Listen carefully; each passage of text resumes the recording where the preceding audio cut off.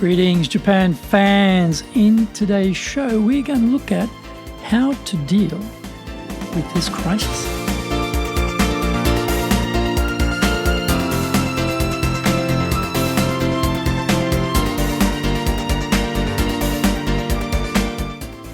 Maishu, arigatou gozaimasu, and welcome back to the Leadership Japan series. I'm your host in Tokyo, Dr. Greg Story, your corporate coaching training guy, president of Dale Carnegie Training, and best-selling author of Japan Sales Mastery and Japan Business Mastery. We are broadcasting around the world from Minato-ku in the center of Tokyo, the leadership capital of Japan.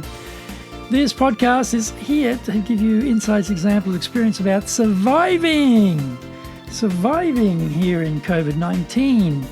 Now, we are doing a lot of podcasts. We do them every day. We've got Mondays, the Cutting Edge Japan Business Show. We've got Tuesday, Presentation Japan series. Wednesdays, the Sales Japan series. Thursdays, this one, the Leadership Japan series. And Fridays, we do the Japan Business Mastery Show.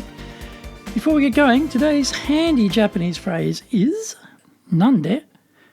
Now, this is, again, very, very informal, only to be used with close family and friends. This is when someone says something or changes their mind about doing something and you want to question it in a little bit of an aggressive way. Then you'd say something like, nande, nande, nande, nande. This is quite strong. Doshite, why, is pretty strong too, but this is much stronger. Nande, nande, nande. So if you ever need to push back on something and you want to question something, some change, or someone's changed their mind about something, then you can say, nande, nande, nande. But remember, very, very, very, very, very informal. Don't ever use that with a client. You'd never say that to a client in a million years. This is episode number 360, and today we're talking about embracing change in this COVID-19 crisis. The concept of coexistence with the virus puts a different spin on the new normal. Yes, the lockdowns are coming off, but what will we need to be doing from now going forward? We may be moving to a murky world that is not quite office and not quite home. We will be keeping aspects of both, but not having the totality of either. Here are 16 ways to master ongoing coexistence with the virus. Every morning, get your brain into 100% productivity by getting into your work battle dress as usual.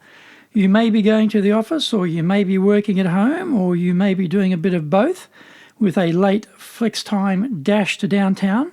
Anyway, you are not on holiday, so no jammies, shorts, or t-shirts. Number 2, start every day with a group huddle at 9. Whether some are in the office and others are at home, cameras must be switched on to set the professional tone for the workday. It is important that everyone can see each other to feel connected. It also alerts you to anyone not being there, especially those living alone and possibly having some health issues. We need to make sure everyone is okay, everyone in the herd is okay every day. Now, in our case, we have continued with our Dale morning routine, and we've just taken it online. Number 3, chit-chat is part of the social glue that keeps people connected. And now many are at home, away from the group, and possibly feeling isolated.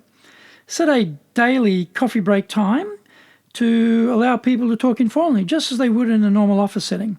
We have coffee break time with Dale at 3 p.m. every day for those who want to join and catch up with colleagues. Number 4, this is the mark of the professional organisation.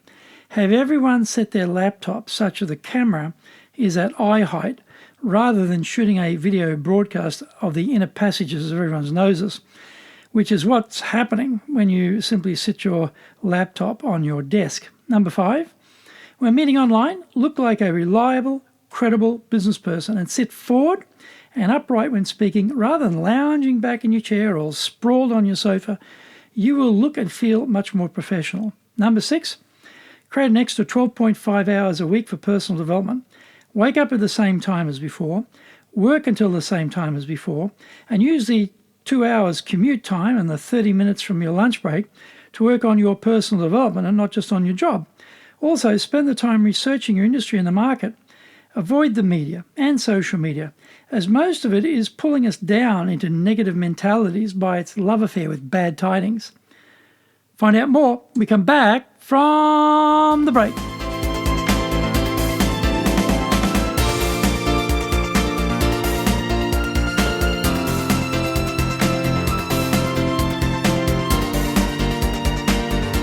Today's show is brought to you by our public courses. We do these online, we do them in classroom, we do them also as custom programs. We have them in Japanese, we have them in English. And we have today's show sponsored by 3 programs. On the 29th of May, we have Adjust to Change. 19th of June, we have Goal Setting and Accountability. And on the 24th of June, going back into the classroom to have our Dale Carnegie course. 24th of June for that one. Now, our website is full of useful resources. Go to enjapan.dalecarnegie.com. You can email me at greg.story@dalecarnegie.com. If you like learning by watching videos, we've got over 960 on our Japan Dale Carnegie TV on YouTube. And we're releasing 2 TV shows every week on YouTube. The Cutting Edge Japan Business Show, that's a premier business show on business in Japan. And Fridays, we have the Japan Business Mastery Show. Don't forget, get my books, Japan Sales Mastery, that's the Bible for selling in Japan, and Japan Business Mastery, both are bestsellers.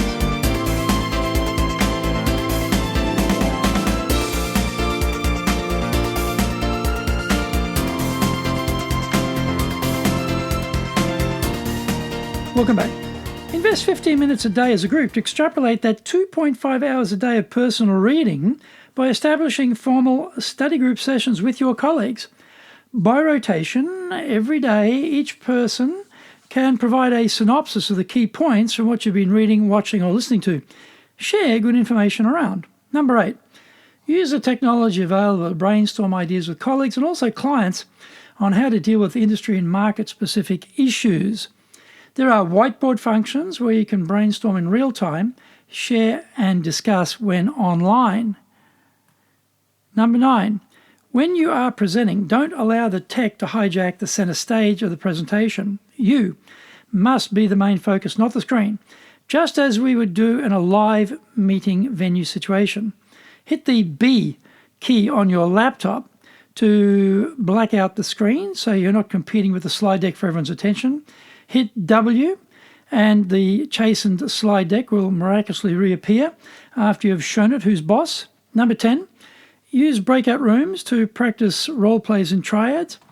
One plays the role of the client and another coach to both give good, better feedback to the person doing the role play. Number 11, access high-quality online training to make sure the workforce are moving forward rather than slipping backwards in their professional skills and competencies. Some located in the office and some at home makes online training a must in this future twixt and tween world.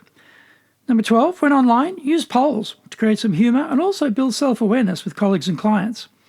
Number 13, try and break the tech by pushing it to its limits so that you can get the absolute most out of it. Don't be timid with the tech. Push the hell out of it to see what is possible. We broke WebEx when we did breakout rooms with 150 people, and we learned a lot from that experience.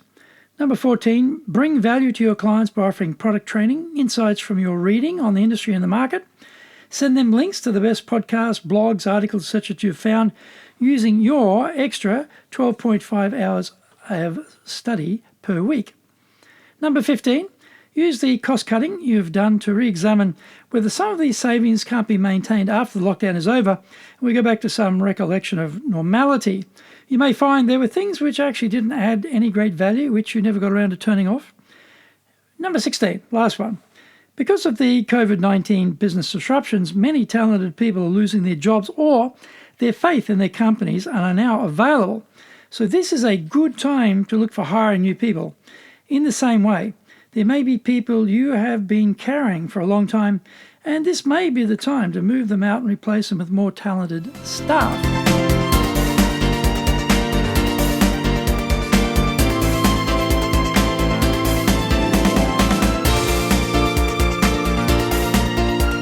Thank you for joining the Leadership Japan series. If you found the program useful, then tell your family, friends and colleagues. Don't forget to rate, review, subscribe and share this podcast.